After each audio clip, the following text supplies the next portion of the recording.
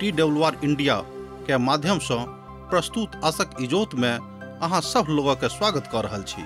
यह कार्यक्रम सब लोगों के लेल अछि जे नाना प्रकार के बा तरह तरह के विपत्ति, उलझन आ अशांति में पड़ कऽ सच्चा जीवन के ज्योति से भटक गेलहुँ अछि आ हुनक नहीं मालूम छनि कि जीवन के नीक ज्योति की अछि। जो देखू पवित्र शास्त्र बाइबल में जीवन के ज्योति के दर्शायल गेल अछि। कृपया कऽ कऽ देखू आ सुनू कि परमेश्वर कोना कऽ कऽ अहाँ सब मार्गदर्शन करै छथिन। एक बेर आर हम अहाँके अभिनंदन प्रभु यीशु मसीह के मधुर आ मीठ आ पवित्र नाम से कह रहल छी। हमर श्रोता मित्र, हमर भाई बहिन, हम विश्वास करैत छी कि प्रभु यीशु मसीह के प्रेम में अहाँ सब खूब नीके सुखे होइब। तहन अब अहूँ हमरा संगे पवित्र पोथी के खोल के राखू। आजुक दिन हमरा सब 16 अध्याय के अध्ययन आरंभ कर रहल छी। एहि अध्याय के किछु बातक आजुक दिन हमरा लोकनि देखब, मुदा जँ किछु बचि जायत तऽ दोसर दिन देखब। आजुक दिन हमरा सब 16 अध्याय में छी। एहि अध्याय 19 पद से लऽ कऽ एहि अध्याय के आखिरी पद धरि हमरा लोकनि अध्ययन करब।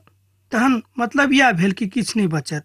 प्रभु यीशु मसीह कहलनि, हम अपन पवित्र आत्मा के अहाँके लग पठायब और अहाँके सहायता प्रदान करता है। तहन सत्यापित भावना से अहाँ एहि प्रतिक्रिया के अपना जिंदगी में होइत देख सकलहुँ हैं। पवित्र पोथी के एकटा विद्वान कहैत छथिन कि सत्यापित भावना से ओहि प्रक्रिया के अहाँ अपना जिंदगी में होइत देख सकैत छी।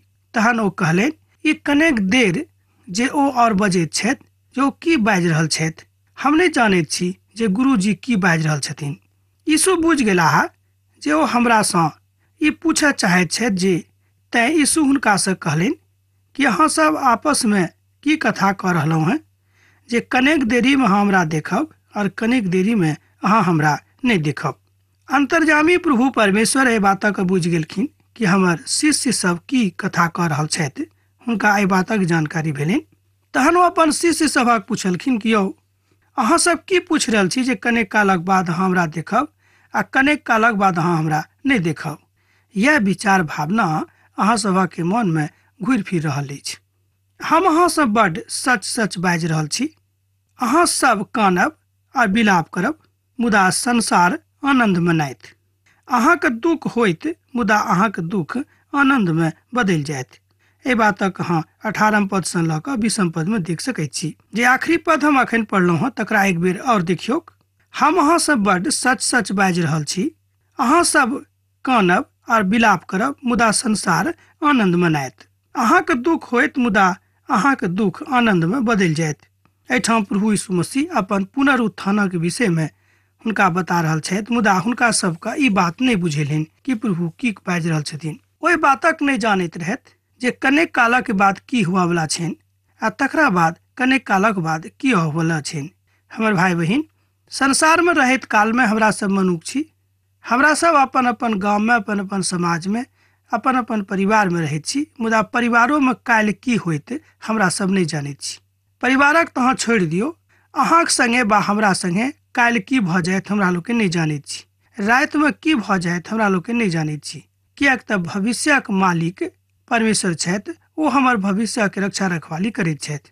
तैं हमरा लोकनि प्रार्थना कऽ कऽ बाट में चलै छी, यौ प्रभु बाट में हमर रक्षा रखवाली करब।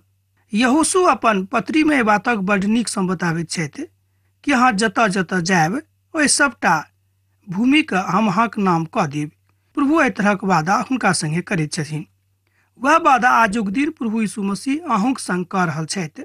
ओ कहैत छथिन कि जँ हमर बातक मानब आ हमरा लग बनल रहब, तहने अहाँ हमरा देखब आ अहाँके इजोत जे अछि से हमरा लग पहुँचत आ हमर इजोत अहाँ लग पहुँचत। हमर भाई बहिन, हमर इजोतसँ मतलब एहिठाम भेल कि हमरा सभक अन्दर जे परमेश्वरक प्यार छनि तकर पारिलीक्षण प्रभुक लग पहुँचतनि आ वह परमेश्वरक लग जे इजोत छनि तकर पारिलीक्षण हमरा सभक लग पहुँचतैक। यह बात प्रभु एहिठाम बता रहल छथि।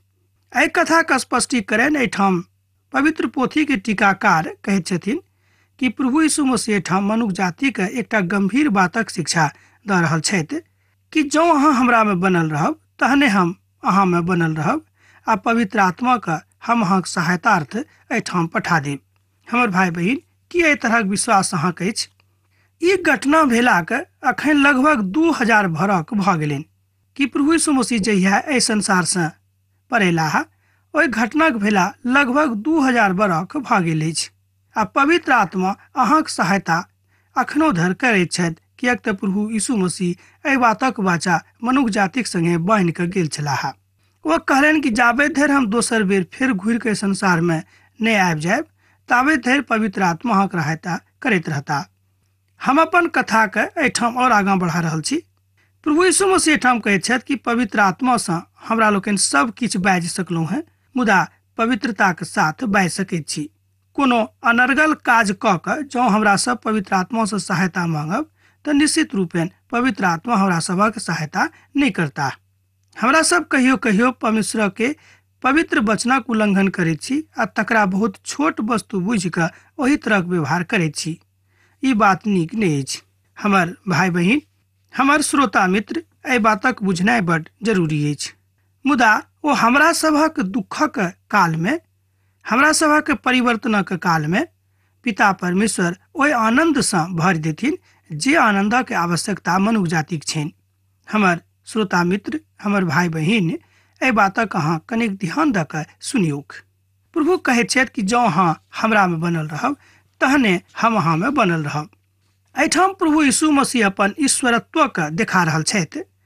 ओ बता रहल छथि कि जँ अहाँ हमरामे नहि रहब तऽ हम कोना कऽ हम रहब। हमर भाई बहिन, प्रभु हमरा सभक पिता छथि आ ई अधिकार ओ समस्त मनुष्य जातिके देलनि कि जँ अहाँ एहि बातक ऊपर विश्वास कऽ रहल छी तहन हम अहाँके पिता छी आ जे आदर अहाँ अपन पिताके दैत छी वएह आदर अहाँ हमरो दिअ, किएक तऽ प्रभु आदर चाहैत छथि।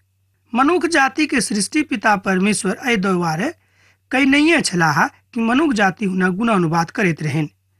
एहि बातक यशाया अपन पोथीमे अभिव्यक्ति करैत छथि। जहन स्त्री नेनहक जन्म दैत अछि ताहि कालमे हुनका भयानक प्रसव पीड़ा होइत छनि, किएक तऽ हुनक पीड़ाके काल आबि चुकल रहतैक। मुदा जहन ओ नेनहक जन्म दऽ दैत अछि तहन ओ ओहि पीड़ाके स्मरण नहि राखैत अछि, किएक तऽ हुनका आनन्द होइत छनि। ओ धरती पर एकटा नव मनुष्य उत्पन्न होइत देखैत अछि। हमर भाई बहिन, बड्ड छोट युक्तिके बता कऽ बा एना कहियो कि बहुत छोट बातक देखा कऽ पिता परमेश्वर अर्थात प्रभु यीशु मसीह एहि बातक हमरा लोगके समझाबैके कोशिश कऽ रहल छथि। प्रभु यीशु मसीहके मालूम रहनि कि मनुष्य जातिके दिमाग कतेक तीक्ष्ण छनि बा ओ कतऽ धरि जा सकैत छथि। एकटा विद्वानसँ हमरा भेँट भेल। ओ कहलनि कि जे किछु हमरा लग अछि ओ सबटा परमेश्वरक दिससँ देबल अछि। मुदा आर हमरा एकटा विद्वानसँ भेँट भेल। ओ कहलनि कि जे किछु हमरा लग अछि ओ हमर शक्ति सामर्थ्यसँ अछि, हम अपन मेहनतसँ प्राप्त कयलहुँ हेँ। हमर भाई बहिन, आब एहिठाम हमरा लोकनि दुनू विद्वानके देखै छी जे प्रतीकात्मक अभिव्यक्तिके।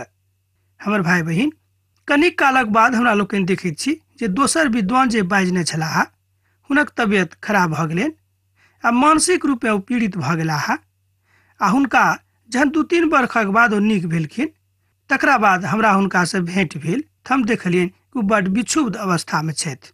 मुदा होश आबि गेल रहनि, नीक भऽ गेल छलाह। तहन हुनकासँ हमरा गप भेल। हुनका हम पुछलियनि कि यौ भैया, अब अहाँ केहन छी? ओ कहलनि कि यौ जे किछु हमरा लग छल ओ सबटा खत्म भऽ गेल। अहाँ जे बाजैत रहलहुँ हँ कि जे किछु मनुष्य जातिक लग अछि ओ परमेश्वर देने छथि, ई बात चित्रार्थ होइत हम अपना जिन्दगीमे देखलहुँ हेँ। तहन दोसर विद्वानक लग गेलहुँ हेँ। हुनक नाम आर बेसी भऽ गेल रहनि। हुनका खूब बड़का बड़का इनाम सेहो भेटल रहनि सरकारक दिससँ। तऽ हुनका लग गेलियनि तऽ देखलियनि जे ओ आर नम्र भऽ गेल छथि। ओ कहलनि कि जे किछु हमरा लग अछि ओ परमेश्वरक देबल अछि। हमर भाई बहिन, की एहि तरहक आत्मा अहाँक लग अछि? की एहि तरहक आत्मा हमरा सभक लग अछि? यह काज थिक पवित्र आत्माके। जँ पवित्र आत्मा अहाँक जिन्दगीमे काज कऽ रहल छथि तऽ एहि तरहक अभिव्यक्त करैमे अहाँ एको रत्ती शरमायब नहि आ नहि अहाँ एम्हर ओम्हर करब, किएक तऽ अहाँके आनन्द पूरा हुएके प्रभु यीशु मसीह एहि बातक एहिठाम बाजि रहल छथिन। ओ कहैत छथि कि अहाँके आनन्द पूरा हुएके।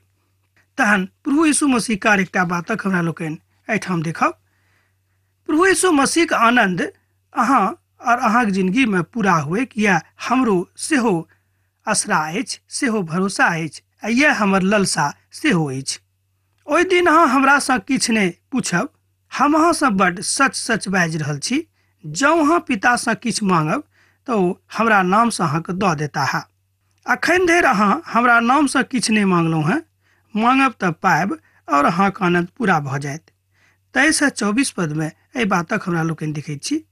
जँ अहाँके लग पवित्र पोथी अछि तऽ हमरा संगे आर एक बेर खोलि कऽ अहाँ देख सकलहुँ हेँ। जँ नहि अछि तऽ लिख कऽ राखि लियौ। यूहन्नाक रचल सुसमाचार तकर 16 अध्याय 23 पद आ 24 पद।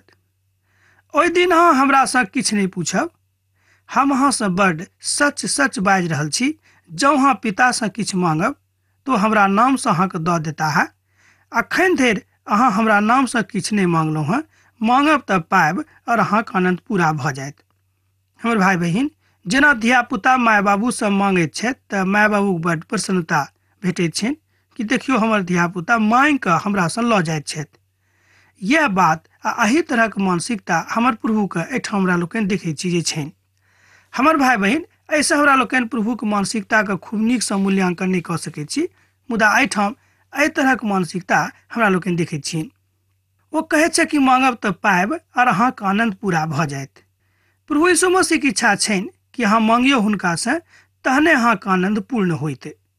हमरा लोकनि भाई बहिन की करैत छी कि अपना दिससँ बहुत बेर एहि बातक कोशिशमे लागल रहैत छी कि हमर मन पूर्ण भऽ जायक आ मेहनत करैत रहैत छी, मुदा पूर्ण जहन नहि होइए तऽ हमरा लोकनि खूब खिजियाबैत छी कि देखियौ एतेक मेहनत करलाक बादो हमरा किछु नहि भेटल। एहि तरहक मानसिकता मनुष्य जातिके भऽ जाइत छनि। हमर श्रोता मित्र, हमर भाई बहिन, यह कारण अछि जे हमरा लोकनि प्रभुके ऊपर दोष लगाबैमे बड्ड आगाँ छी। मुदा प्रभु यीशु मसीह जँ अपना जिंदगीमे आगाँ राखि कऽ चलि रहल छी तऽ अहाँ कोनो तरहक एहि तरहक हिसाबमे नहीं फंसब। ई हमर आश्वासन अछि। प्रभु यीशु आगू कहलनि, हम एहि बातक अहाँसँ दृष्टान्तमे बाजलहुँ हेँ। एहिठाम प्रभु यीशु मसीह कहैत छथि कि एहि बातक हम अहाँके दृष्टान्तमे बाजलहुँ हेँ, किएक तऽ चारों सुसमाचारमे एहि बातक हमरा लोकनि देखैत छी कि प्रभु यीशु मसीह दृष्टान्तमे कथा करैत छथि। मुदा आब ओ काल आबि गेल अछि जहन हम अहाँसँ दृष्टान्तमे किछु नहि बाजब, मुदा स्पष्ट भाषामे पिताके विषयमे बतायब। ओहि दिन अहाँ हमरा नामसँ मांगब, हम अहाँसँ नहि बाजि रहल छी जे हम अहाँके पितासँ विनती करब। पिता तऽ अहाँसँ स्वयं प्रेम करैत छथि। एहि दुआरे जँ अहाँ हमरासँ प्रेम करैत छी आर इहो कथा जानैत छी जे हमरा ऊपर अहाँ विश्वास कयलहुँ हेँ जे हम पिताके दिससँ आयल छी। एहि बातक अहाँ 25 पदसँ लऽ कऽ 27 पदमे देख सकैत छी। आखिरी पदक एक बेर आर हमरा लोकनि देखी 27 पदक। पिता तऽ अहाँसँ स्वयं प्रेम करैत छथि। एक बेर कनेक और ध्यान दियौ। पिता तऽ अहाँसँ स्वयं प्रेम करैत छथि। एहि दुआरे जे अहाँ हमरासँ प्रेम करैत छी और इहो कथा जे अहाँ हमरा ऊपर विश्वास कयलहुँ हेँ जे हम पिताके दिससँ आयल छी। एहिठाम प्रभु यीशु मसीह ओहि तरहक विश्वासीके दिस इशारा कऽ रहल छथि जे प्रभु यीशु मसीहके पिताके दिससँ आबैके गवाही दऽ रहल छथिन कि प्रभु यीशु मसीह स्वयं एहि संसारमे नहि आयल रहथि, मुदा पिता परमेश्वर हुनका एहि संसारमे पठौने छलाह। आ देखियौ मनुष्य जाति को कहलनि कि जहन अहाँ प्रार्थना करब तऽ कहब हे पिता, अर्थात मनुष्य जातिके सेहो परमेश्वर हे पिता बजैके अधिकार दऽ देलखिन। हमर भाई बहिन, एतेक पैघ अधिकार प्रभु यीशु मसीहके कारणे हमरा सभक जिंदगीमे भेटल अछि। एहिके बादो कि हमरा सब प्रभुसँ मांगैत छी, एहिके बादो कि हमरा सब प्रभुके ऊपर भरोसा राखैत छी, एहिके बादो कि हमरा सभक आचरण जेना प्रभु यीशु मसीह कहैत छथि ओहि तरहक अछि। ई तीनों बातोके मूल्यांकन करनाइ अहाँके जरूरत अछि। हमर भाई बहिन, तमसायब ने। ई बात एहि द्वारा बाजि रहल छी कि हमरा सब अपन भक्तिके जिंदगीमे, हमरा सब अपन अपन काजक जिंदगीमे, हमरा सब अपन अपन कर्तव्यके प्रति ओतेक सजग नहीं रहै छी, बा एना कहियो ओतेक सच्चाइके साथ नहीं काज करैत छी, मुदा आशा राखैत छी जे हमरा सबके सबटा काज भऽ जायक। आ जहन काज नहीं होइत अछि तहन सोझा सोझी परमेश्वरक ऊपर दोष लगाबैत छी। ई एकटा बड्ड खराब गप थिक। ई बात नीक नहीं अछि। अर्थ भेल प्रभु अहाँक प्रार्थना सुननाइ अहाँक उत्तर देबाक लेल ओ तैयार छथि। आ ओते तऽ अहाँ अनंत पापक साथ जिंदगी बिता रहल छी, अर्थात अतेक पाप अहाँ कऽ रहल छी तकरा विषयमे अहाँक जानकारी नहि अछि। मुदा एहिके बादो अहाँ खूब खुश छी कि चलू हम जे कऽ रहल छी वह नीक अछि। हमर भाई बहिन, सुनि कऽ खिसियाब नहि। अनंत कालक जिंदगीमे जँ अहाँ जायके इच्छा राखैत छी तऽ अनंत कालक लेल अहाँ पाप नहि करू। एहि बातक एहिठाम पवित्र पोथीमे बतायल गेल छै। ते पवित्र आत्मा अहाँक लग पासमे घुरिया फिरिया रहल छथि। मुदा जँ अहाँ हुनका सोर पारि कऽ अपना एहिठाम पठेबनि तहने ई बात भऽ सकै छै, आ जँ नहि बजेबनि तो कोना कहाँ लग औताह। मुदा हमरा लोग की करै छी, पवित्र आत्माके अपना लगसँ पठा दैत छी। कहै छै कि नहि हमर अहाँके जरूरत नहि अछि, तैँ ओ हमरा एहिठाम बायना कहियो हमरा छोड़ि कऽ ओ चलि जाइत छथिन। तहन एकटा पदक आर देखब, ओ पद थिक 28। हम पितासँ निकलि कऽ संसारमे अयलहुँ हैं, अब संसारक छोड़ि कऽ पुनः पिताक लग जा रहलहुँ हैं। एहिठाम ओहि बातक हमरा लोकनि देखैत छी जाहि बातक जाननाइ हमरा सभक लेल आजुक परिप्रेक्ष्यमे बड़ जरूरी थिक। हमर भाई बहिन, आजुक वैज्ञानिक परिप्रेक्ष्यमे एहि बातक बुझनाइ बड़ जरूरी अछि, किएक तऽ जे दिमाग आ जे काज हमरा लोकनि अखन कऽ रहल छी ओहि सबटा बात हमरा सभक परमेश्वरक दिससँ भेटल अछि। एहिठाम टीकाकार कहैत छथिन कि मनुष्य जाति जे अखन आगाँ बढ़ि रहल छथि ई परमेश्वरक कृपाके कारणे भऽ रहल अछि। किएक तऽ पवित्र पोथी बाइबिल बता रहल अछि कि जेना हम काज कयलहुँ हैं यहूसँ पैघ पैघ आ नीक काज अहाँ कऽ सकैत छी। तहन अहाँ कहबै कि ओ सब परमेश्वरके मानैत छथि। हमर भाई बहिन, जे केओ नीक लोक छथि, किएक ने विद्वान हुएन वा वैज्ञानिक हुएन, ओ प्रभुके मानैत छथिन आ प्रभुके सत्ताके स्वीकार सेहो करैत छथिन। एहि तरहक बहुत उदाहरण हमरा लग अछि, एहि तरहक बहुत जानकारी हमरा लग अछि। भऽ सकै छै कि अहूँके लग होइत, जँ अहाँ पढ़ैवला लोक छी आ जँ अहाँ जानैके जिज्ञासा राखैवला लोक छी। तहन आजुके संदर्भमे एहि बातक अहाँ एहिठाम देख रहलहुँ हैं। ओ अपन घरक दिस जा रहल छथि जे अनंत अछि।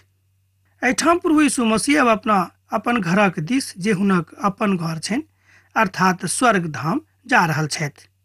तऽ एहिठाम एहि तरह बाजल गेल छै, वा एना कहियो कि बतायल गेल छै कि ओ अपन अनंत कालक घरक दिस जा रहल छथि। प्रभु यीशुके शिष्य सब कहलनि, देखियो अब तो अहाँ स्पष्ट कऽ रहलहुँ हैं आर कोनो बातक दृष्टांतमे नहि बाजि रहलहुँ हैं। अब हम एहि बातक बुझि गेलहुँ हैं जे अहाँ सब किछु जानैत छी, आर अब एहि बातक आवश्यकता नहि अछि जे केओ अहाँसँ प्रश्न पूछैक। एहिसँ हम विश्वास करैत छी जे अहाँ परमेश्वरक दिससँ निकलि कऽ अयलहुँ हैं। एहिठाम श्रीमान यूहन्ना एहि बातक स्पष्टीकरण अपन सुसमाचारमे करैत छथि कि हुनक शिष्य सब एहि बातक मानि गेलखिन कि यीशु मसीह परमेश्वरक दिससँ आयल छथि। ओ कोनो मनुखक दिससँ नहि आयल छथि। एहि बातक अहाँ 29 आ 30 पदमे देख सकलहुँ हैं। जब हम एहि बातक बुझि गेलहुँ हैं जे अहाँ सब किछु जानैत छी, आर अब एहि बातक आवश्यकता नहि थिक जे केओ अहाँसँ प्रश्न पूछैक। एहिसँ हम विश्वास करैत छी जे अहाँ परमेश्वरक दिससँ निकलि कऽ अयलहुँ हैं। एहि बातक अहाँ 29 आ 30 पदमे देख सकैत छी, किएक तऽ प्रभु एहि बातक जानकारी आजुक दिन अहाँके दऽ रहल छथि। ई सुनि कऽ प्रभु यीशु मसीह पुछलनि कि अहाँ आब विश्वास करैत छी? देखियौ, ओ काल आबि रहल अछि, मुदा आबि चुकल अछि जे अहाँ सब तितर बितर भऽ जायब आ अपन अपन बाटक लेब और हमरा असगरे छोड़ि देब।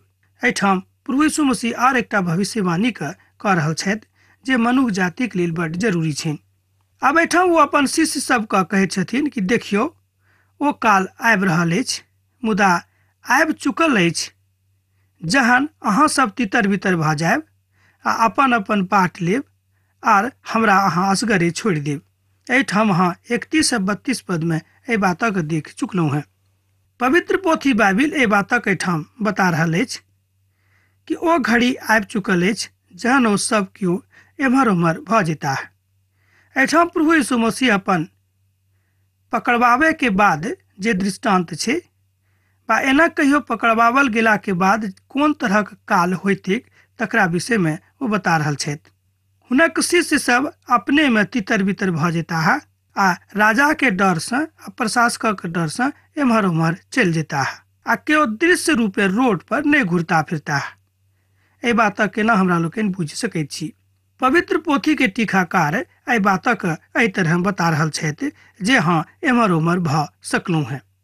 तहन अहाँक भागीदारी परमेश्वरक संग कतेक अछि? अहाँ कतऽ जा रहल छी एहि बातक ऊपर अहाँ ध्यान दियौक। अहाँ प्रभु यीशु मसीहक संगे छी कि नहि, बा एम्हर उम्हर तितर बितर भऽ गेल छी? एहिठाम तितर बितर भेनाइ डरक दिस इशारा करैत अछि। हमरा सब कहियो कहियो मनुखक डरसँ परमेश्वरके छोड़ि दैत छी। ई बात बड्ड नीक नहि अछि हमर भाई बहिन।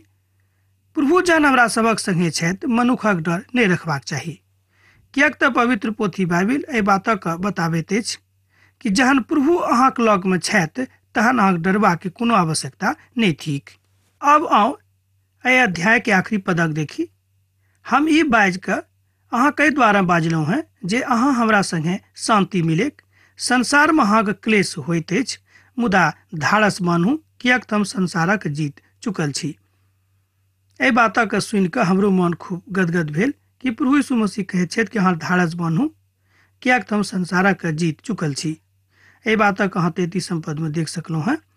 अब तऽ अहाँसँ विदा होयके काल भऽ रहल अछि।